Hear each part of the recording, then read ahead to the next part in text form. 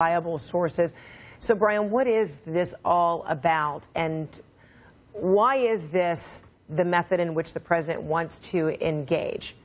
Well, part of this has to do with his setting. He was at a rally in Alabama last night, an almost entirely white audience that he was speaking in front of. Yes, he was reaching people on television as well, but he was primarily speaking to a white audience in Alabama when he kind of out of nowhere brought up the NFL, brought up the issue of the anthem protests. Then he also went into the NFL ratings being down, and he went into the issue of concussions. He seems to be the only one who wants to see a more violent form of football, while there are these attempts to make the game safer in light of all these CTE studies. But all of this has a racial component that we can't ignore. He's speaking to a mostly white crowd last night. Then on Twitter, after watching Fox and Friends, apparently he reacts to the Steph Curry news. This is a president who has been called a white supremacist by people like ESPN's Jamil Hill, reacting to almost entirely a black athlete controversy with these anthem protests. It's been almost entirely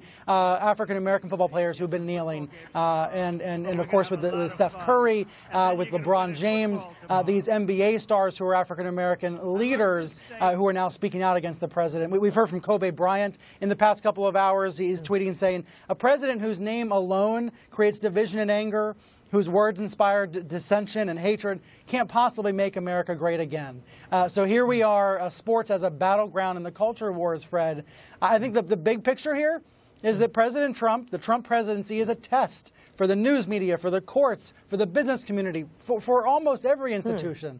And that now includes the NFL and includes the NBA, but specifically black athletes. Let's keep in mind, he didn't criticize Tom Brady when Tom Brady didn't come to the White House after the Patriots won. And you know, Roger Goodell, NFL commissioner, also saying in his statement, while he didn't name names, he didn't single out the president, but he did talk about this language being divisive. Divisive, that's right. Yeah, and I think most people concluded who and what he was talking about. All right, Brian Stelter. Yep, that's right. Thank you.